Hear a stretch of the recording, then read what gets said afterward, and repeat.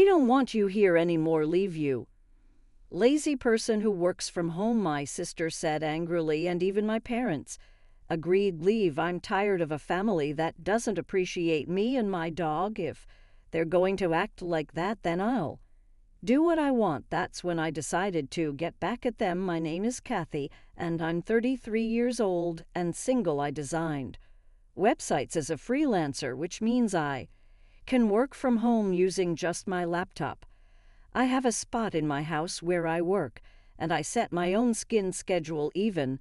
Though I had a good job, my parents started to interfere with my work about 2 years ago. One day while I was working at home, my parents came over to visit. As soon as they walked in, they glanced around the room and began talking. Mom, this house is really spacious. It feels like we could live here too. You're right, there's even a spare room. Plus, it seems like a waste for Kathy to live in such a big house alone. Yeah, let's do it. We moving his weekend. My parents didn't even acknowledge me and made all the decisions without consulting me. I made it clear that I didn't want to live with them and said, hold on, I don't want to live with you guys. What are you talking about? My father's face turned red with anger, and he shouted, you took control of this house, claiming it from your uncle, trying to make it yours. You've hit a new low. Takeover. I simply had a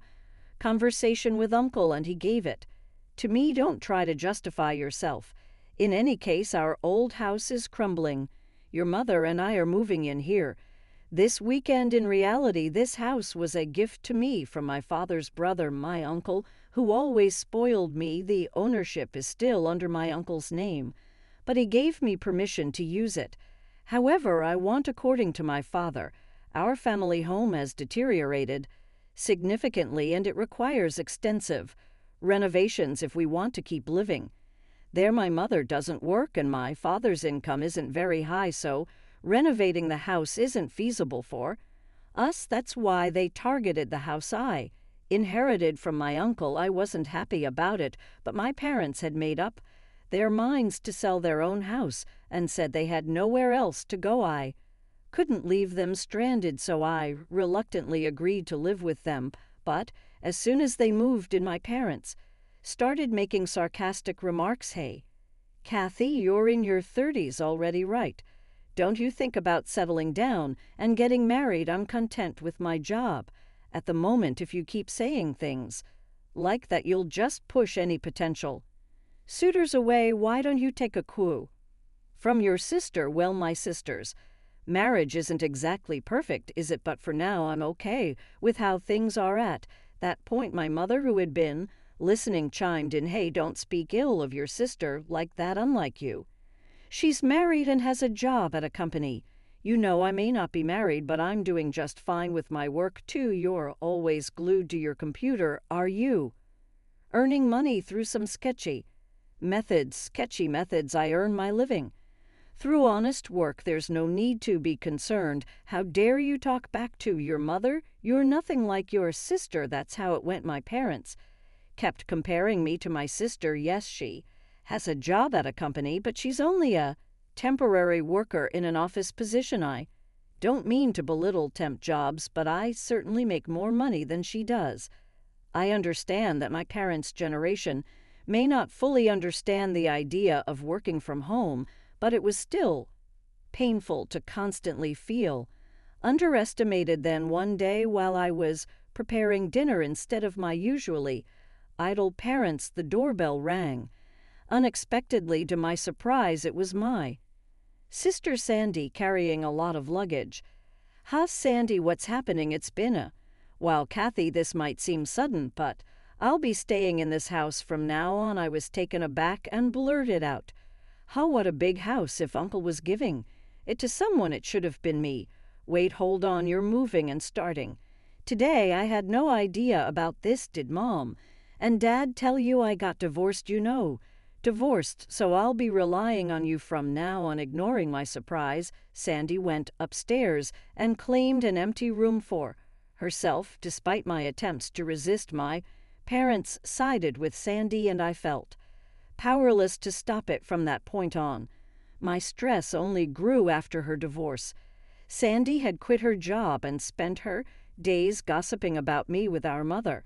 "Hey, Mom, you think this dress is cute? Oh, absolutely, Sandy, you look so pretty. It suits you perfectly. Do you agree? It's definitely not something Kathy would wear right well. Kathy is more on the simple side. That's probably why she's having trouble finding a job. She just stays home and plays online. Mom, you can't just say things like that." As I was cooking dinner, they purposely made sure I could hear their conversation. I was itching to respond, but I knew that would just play into their hands, so no matter what they said, I kept living without reacting. Then one day, a friend of mine had a litter of 4 puppies, and I decided to adopt one of them. I named him Muffin. He's a small black chihuahua with the most adorable round eyes. Whenever he looks at me, he wags his tail so hard it seems like it might fall off. Having a chihuahua has been a dream of mine since I was young. Working from home can get lonely, so I thought Muffin could provide some much-needed company from now on. "Your name is Muffin, okay, woof." I didn't really consult with my family when I decided to adopt Muffin. After all, this is my house and I'm the one who will be taking care of all the expenses for him, so I don't see why they should have any complaints. When I brought Muffin home as expected, my parents and Sandy started complaining. "Hey, we didn't know you were getting a dog." "That's right.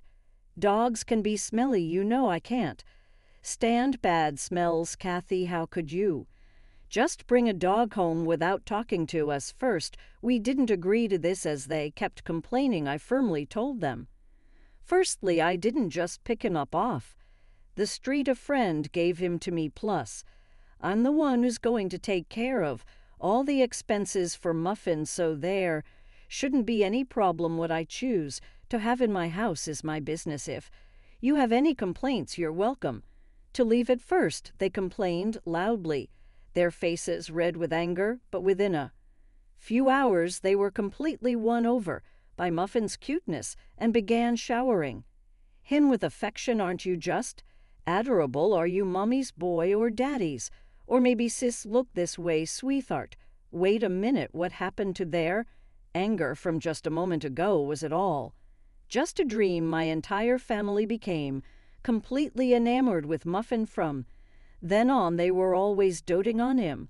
Because of this, their animosity toward me decreased and I could enjoy relatively peaceful days. Then one day, an incident shattered this calmness. While I was out running an errand, I got a call for my sister Sandy. "Hello, come back home."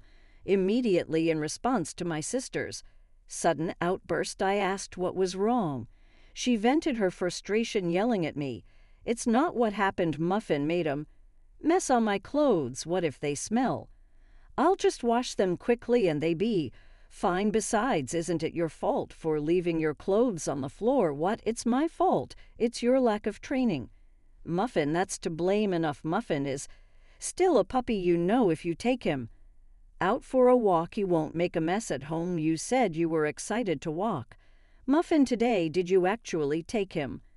"Well, I was planning to take him later, and it's all because you didn't train him properly. Then you should compensate me for the clothes as expected." When I arrived home, my sister was furious. Both my parents had been alerted and they stood beside Sandy, glaring at me. Sandy tossed the dirty clothes at me and started yelling again. "I'm going to make you pay for the cleaning." "Got it. Why should I? It's your fault for not taking him for a walk and leaving your clothes on the floor." "Shut up. Stop arguing back.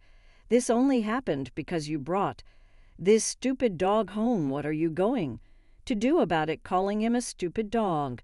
You were fond of him before. Isn't it harsh to label him that just because he had a small accident? It's your fault for not training him properly. Take responsibility. Why can't my family think beyond their own convenience?" While I was appalled by my selfish sister, my parents interjected, "Hey, Kathy, shouldn't you at least apologize to Sandy first?" "That's correct. All of this chaos is because of that Muffin you brought home. Can both of You just stop already, puppies are like.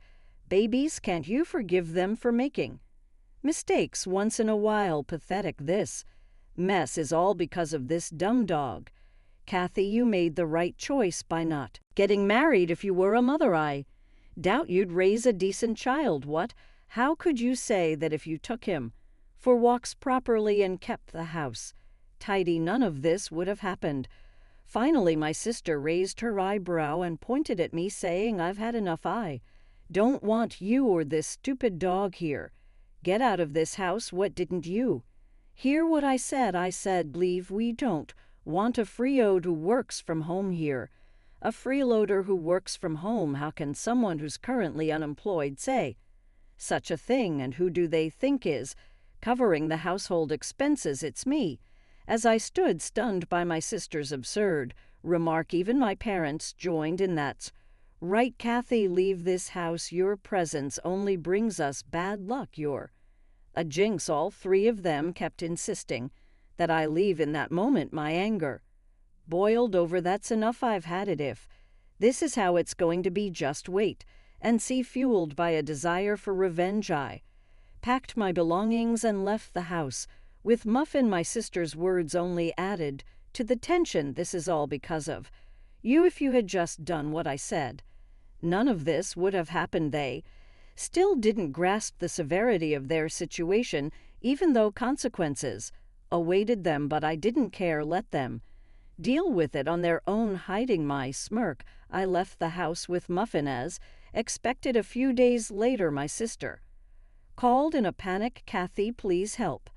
Something's wrong with the house. What's going on with the house? All of a sudden, we were given until the end of this month to leave. So what's the issue? What do you mean, what's the issue? Why are we being told to leave? Well, I've made the decision to sell the house. What? At my words, Sandy seemed to freeze, her voice trembling. She barely managed to speak. What does that mean? You decided to sell it? You don't have the authority. Well, actually, I do. You see, that house became mine a month ago. What? Yes, I officially inherited the house from my uncle. And yes, the title is in my name. It's no wonder Sandy was shocked I hadn't mentioned this to anyone. You're joking, right? Even if Uncle transferred the title to you, you can't just sell it like that. I was concerned too, but right after you told me to leave, I spoke with Uncle. He confirmed that the house is now yours.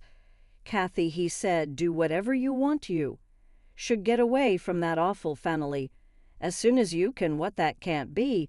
Whether they had been listening to my conversation with Sandy on speakerphone or not, my parents began to protest. Kathy, stop this nonsense. We have nowhere else to go if we leave this house. That's correct. It's unthinkable to treat your own family like this. If you're a good daughter, show some respect to your parents. Respect? I questioned them quietly. What are you talking about?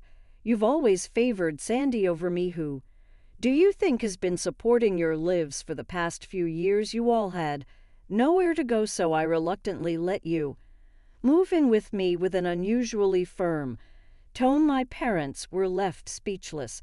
Without waiting for a response, I continued, who treated me and Muffin like burdens and kicked us out. It was all of you, wasn't it? Trying to find happiness by forcing out the original resident is shameless. You people belong in hell. At my outburst, my father pleaded, please help us. We're sorry. I don't care. Figure it out on your own, you fools. With that, I hung up the phone with a loud click. Then I blocked every family member's contacts. Seeing me raised my voice, Muffin looked up at me with a worried bark. I'm sorry, Muffin, for shouting. It's okay. Now I'll protect you. I'm really glad I could rescue you from that family that treated you so poorly. Later on, it seems my parents and sister were forced to leave the house at the last minute despite their desperate attempts to cling to it. With my father's meager income and my unemployed mother and sister, it's unlikely they can lead a decent life. Rumor has it that my sister is constantly being pressured by my parents to find a job. Their family dynamics seem to be deteriorating by the day, although I have no interest in how they're doing. It's clear that their living situation has worsened since I left. It's a classic case of getting what they deserve. They brought it upon themselves. Meanwhile, I'm enjoying my days filled with joy with my beloved dog in a new, pet-friendly apartment. I can work whenever I please, and there's no one to complain about it anymore. I can use my earnings solely for myself and my dog.